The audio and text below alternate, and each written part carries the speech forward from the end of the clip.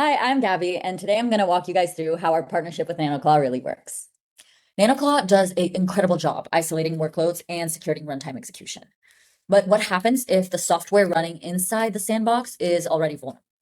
I'm going to go ahead and scan using Gripe NanoClaw as is today for their vulnerability. It's using a standard open source, so Chromium for browsing, Python for coding, etc.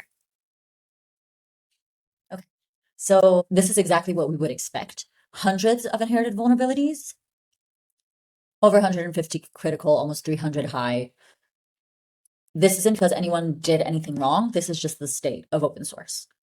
Now I'm going to go ahead and rebuild through the NanoClaw extension as is.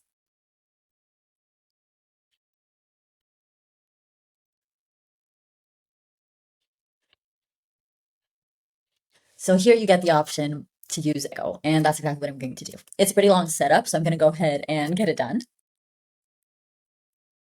Okay, so I've selected the Echo hardened version of NanoClaw, which has the exact same functionality as the open source one we just scanned. Nothing else changes. And I'm going to go ahead and scan it again.